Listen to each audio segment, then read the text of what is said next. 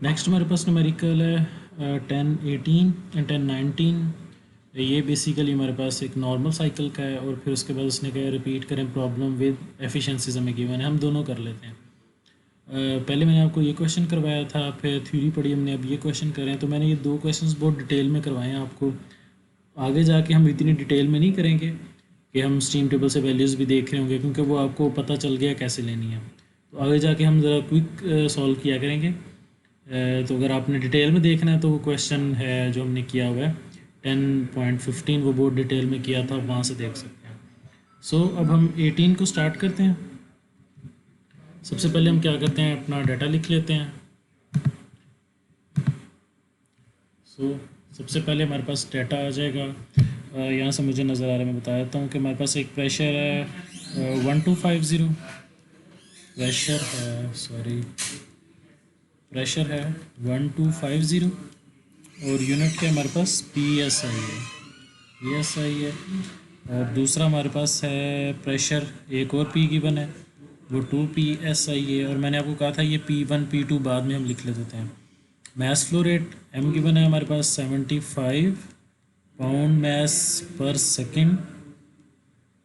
और उसके बाद उसने कहा मॉइस्चर कंटेंट बेसिकली वो एक्स होता है, एक्स गिवन है आपको 10%।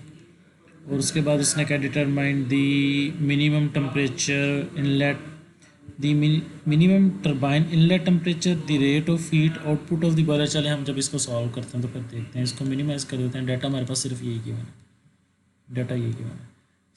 सबसे पहले हम क्या करते हैं, लेआउट भी बना लेना है। आपने लेआउट बनाना सिखा दिया आपको। अब हम डायरेक्ट टीएस डायग्राम बनाते हैं ताकि हम यहाँ से देखते हुए सॉल्व कर लें।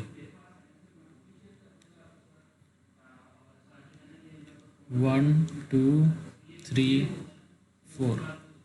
अब आप देखें 1250 और मैंने आपको कहा था यहाँ पे P2 is equal to P3 आप लिख लें ताकि आपको याद रहे। P1 is equal to P4 लिख लिया करें। अब आपके पास ये प्रेशर ज़्यादा है तो इसका मतलब है ये बेसिकली ये वाला प्रेशर गिवन है 1250। ये प्रेशर कम है 2 PSI, तो बेसिकली ये वाला गिवन है 2 PSI। तो हम यहाँ पे लिख लेते हैं P3 या P2 और इधर लिख देते हैं P1 equal to P4 equal to 2 PSI। ठीक है, मैस फ्लो रेट और ये एक्स बेसिकली ये वाला पॉइंट था, आपको याद हो न्यूमेरिकल किया था, यहाँ पे हमने एक्स किया था तो x4 होता है बेसिकली, क्योंकि ये अंदर आ जाता है मॉइस्चर कंटेंट 10% हमारे पास ये आ गया। ठीक है, टीएस डायग्राम आपने कंप्लीट कर लेनी है। बाकी टीएस डायग्राम यहाँ पे डब्ल्यू इन लिख लेना है, W out, Q in, Q out. तो ये सारी आपकी डायग्राम कंप्लीट हो गई। तो फिर अगेन आपने ऐसे स्टेट से सॉल्व करना शुरू करना है। स्टेट नंबर 1, स्टेट 1 आपको पता है सबसे पहले क्या करते हैं हम, H1 is equal to HF, और बुक में ऐसे लिखा था एट रेट। प्रेशर बेसिकली दिया होता है, कितना प्रेशर है 2 PSI इज़ इक्वल टू हमारे पास H1 की वैल्यू आ जाएगी। अब हम कंप्लीट सॉल्व नहीं कर रहे क्योंकि हमने पहले किया है, सिर्फ मेथड देखेंगे। और फिर V1 ये भी स्टीम टेबल से देखेंगे, VF at 2 PSI steam table से हम वैल्यू देखेंगे। और ये दोनों स्टेट 1 आपने यहाँ पे लिख लेना कि ये स्टीम टेबल से सॉल्व होती है। और स्टीम टेबल भी कौन सा था, सैचुरेटेड, ये भी लिख लेते हैं, सैचुरेटेड स्टीम टेबल। स्टेट 1 हो गया। फिर हम क्या करते थे, स्टेट 2 में आपको पता है डब्ल्यू पंप का फार्मूला लगाते हैं। डब्ल्यू पंप क्या होता है, V1 P2 minus P1। V1 आपके पास यहाँ पे आया होगा, आपने पुट कर दिया। P2 आपके पास क्या है 1250 माइनस P1 क्या है 2। अब यहाँ पे बेसिकली एक कन्वर्जन फैक्टर है, बुक के अंदर वो मेंशन है, मैंने आपको दूसरी बुक से दिखाया भी था। क्या होता है 144 डिवाइडेड बाय 778.16, ये कन्वर्जन फैक्टर है। ये कन्वर्जन फैक्टर लगाया तो WP की वैल्यू भी आपके पास आ जाएगी। ठीक है, WP की वैल्यू आपके पास आ गई। WP की वैल्यू आ गई आपके पास, तो आप क्या करते हैं H2 कैलकुलेट कर लेते हैं। H2 क्या होता है WP प्लस H1 की वैल्यू ये गिवन है, यहाँ पे पुट कर देनी, WP पुट कर देनी, H2 का आंसर आ जाएगा हमारे पास। स्टेट 2 भी सॉल्व होगी। स्टेट 3 पे चले जाते हैं हम। अच्छा, स्टेट 3 बेसिकली अब यहाँ पे देखें एक टेम्परेचर नहीं गिवन, लास्ट टाइम में क्या गिवन था, पहले न्यूमेरिकल में प्रेशर टेम्परेचर गिवन था, यहाँ पे हमारे पास टेम्परेचर नहीं है, तो इस वजह से हम स्टेट 3 सॉल्व नहीं कर सकते। तो हम क्या करते हैं, हमें 4 की एक वैल्यू गिवन है x4, तो हम जाते हैं सीधे स्टेट नंबर 4 पे। ये अब आपको एक्सपीरियंस ही पता चलेगा कि कौन सी वैल्यू गिवन है कौन सी नहीं गिवन, तो हम क्या कर सकते हैं अब इसमें। ठीक है, तो अब एक तो ये बात है कि स्टेट 4 की वैल्यू गिवन है, उस टाइम T3 गिवन था, मैंने T3 सॉल्व कर लिया था, 4 गिवन है तो हम पहले स्टेट 4 पे आ गए। स्टेट 4 पे आ गए हम, क्या आपने H4 का formula, H4 is equal to HF plus X4 HFG। अब आपको पता है HFG एट रेट आपने फाइंड करनी है 2 PSI के ऊपर सैचुरेटेड टेबल के अंदर, इन सैचुरेटेड टेबल X4 तो अब आपको गिवन है। X4 बेसिकली अब आपके पास क्या है 10%, 10% का क्या आपने लिख देना है पॉइंट ऐसे या 0.1 से, तो आपके पास क्या आ जाएगी H4 की वैल्यू आ जाएगी। H4 आएगा, H4 से आप S4 निकाल लें, S4 SF plus X4 SFG।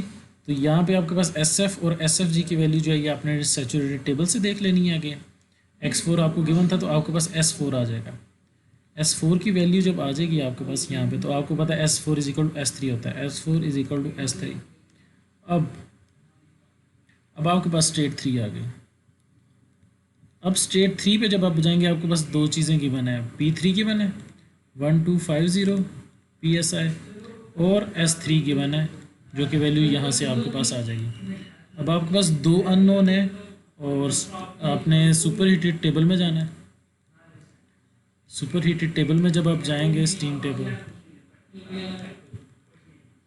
Table में जाएंगे आप, सुपर हीट स्टीम टेबल में दो वैल्यूज़ गिवन है, इन दो के क्रॉसपोंडिंग आपने वैल्यू देख लेनी है। थोड़ा सा डिफिकल्ट होगा क्योंकि वो टेबल मैं यहाँ पे बनाता हूँ, प्रेशर ऐसे ऊपर लिखा होता है, यहाँ पे टेम्परेचर्स लिखे होते हैं, यहाँ पे एक जगह S लिखा होगा, तो आपने पहले प्रेशर में चले जाना है और जहाँ पे वो S की वैल्यू होगी, लेट्स सपोज ये S की वैल्यू है, ये आपने देखनी है, उसके क्रॉसपोंडिंग आपने अपना H भी देख लेना है और T भी देख लेना है। एक हमें H चाहिए था, H3 भी देख लेना है और फिर हमने T3 टेम्परेचर 3 भी यहाँ पे देख लेना है।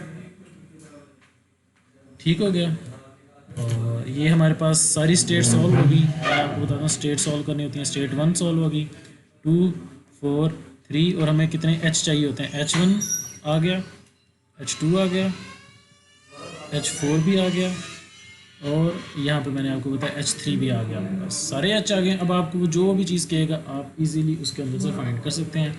अब उसने क्वेश्चन में अगर आपको एफिशिएंसी फाइंड करने की, आप एफिशिएंसी फाइंड कर लें, thermal efficiency is equal to 1 minus Q out over Q in is equal to, आपके पास थर्मल एफिशिएंसी आ जाएगी। क्यू इन फाइंड का टेम्परेचर उसने मेरे ख्याल कहा था, टर्बाइन इनलेट टेम्परेचर, वो यहाँ से हमने फाइंड कर लिया। तो ये सारी चीज़ें फाइंड हो गई। अब हम इसी का सेकंड पार्ट सॉल्व करते हैं। यहाँ पे ये isentropic efficiency of 85% for both turbine and the pump. अब आपको इसी क्वेश्चन में डाटा ऐड कर दिया है कि एफिशिएंसी यहाँ पे अगर लिख लें, efficiency is equal to 85%, N T turbine की भी और एन पी पंप की भी 85%, दोनों ये आपको गिवन है। ठीक हो गया, चलें अब आपके पास डाटा ये इंक्रीज हो गया।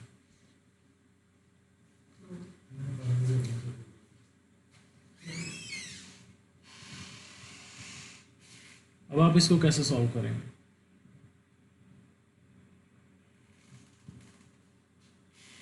अब जब आपको एफिशिएंसीज गिवन है, H1 की वैल्यू तो ऐसे आ जाती है, W1 की भी वैल्यू ऐसे आती है। अब WP जब आपने फाइंड करना होता है WP, तो यहाँ पे हम बेसिकली क्या करेंगे, एफिशिएंसी ऑफ पंप का फार्मूला लगाएंगे।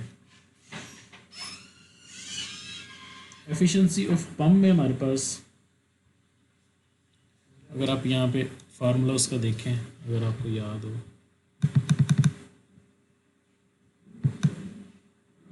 ऊपर चले जाते हैं, ये पंप का क्या है WS over WA, and WA show करता है एक्चुअल को, WS ओवर WA, ये है एक्चुअल। तो जब ये वाला हम निकालते हैं तो हम ये क्या कहते हैं, S निकालते हैं एक्चुअल में, WS। जब WS हमने यहाँ पे निकाल लिया, अब यहाँ पे एक स्टेप ऐड होगा, efficiency of pump WS over WA, ठीक है। जब आपने ये यहाँ तक सॉल्व करते हैं कि यहाँ पे आप फार्मूला लगाएंगे एफिशिएंसी ऑफ पंप का। एफिशिएंसी आपको गिवन होगी 0.85 इज इक्वल टू WS, ये वाली वैल्यू जो यहाँ पे आएगी यहाँ पे पुट करेंगे, और WA करेंगे यहाँ पे, तो WA आ जाएगा आपके पास। आपके पास अब आंसर आ जाएगा W पंप ऑफ A यहाँ पे। जब यहाँ पे W पंप ऑफ A आ जाएगा तो ये वाला फार्मूला जो है H2 वाला, ये थोड़ा सा चेंज हो जाएगा,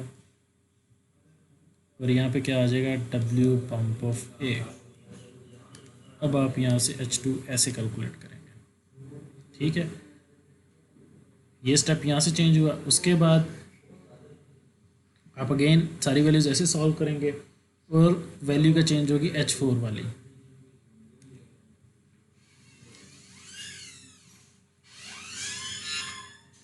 ठीक है, क्योंकि अब यहाँ पे जो आप कर रहे हैं H4S कैलकुलेट होगा आपके पास, H4S,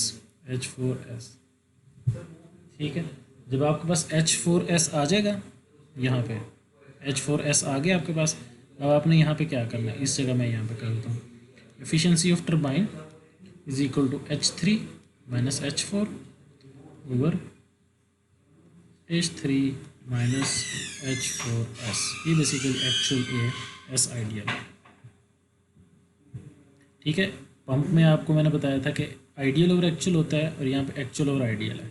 अब हमारे पास देखो W4S आ गया, W4S भी है, H3 है, एफिशिएंसी ऑफ टर्बाइन हमें गिवन है यहाँ पे 85%, हमारे पास H4A नहीं है, तो यहाँ पे H4 आ जाएगा आफ्टर डेफिशिएंसीज। जब H4 एक्चुअल आ जाएगा तो फिर यहाँ पे जब आप H4 एक्चुअल आ गया, H4 एक्चुअल के लिहाज से आप S4 एक्चुअल कैलकुलेट कर लेंगे, और उससे फिर आप ये सारा काम सॉल्व कर लेंगे, ठीक है। मेरे ख्याल समझ आ गई आपको। और फिर जब आपको पता है कि आपने W लाइक नेट कैलकुलेट करना है, ये जो भी कैलकुलेट करना है, W turbine actual minus W turbine, W pump actual, आपने एक्चुअल वाले जितने हैं वो सारे यूज़ करने हैं। क्यू इन का क्यू आउट का सब में एक्चुअल वाले फार्मूले आने हैं आपके, फिर आपने एफिशिएंसी थर्मल एफिशिएंसी कैलकुलेट करना, ठीक हो गया। तो ये 2 एग्जांपल हमने मेरा ख्याल है डिटेल में किए हैं। अगर आप वीडियो को पास करके और दोबारा करके देखें तो आपको ये समझ आ जाएगी। और ये सारे स्टेप्स थे हमारे पास न्यूमेरिकल्स के लिए।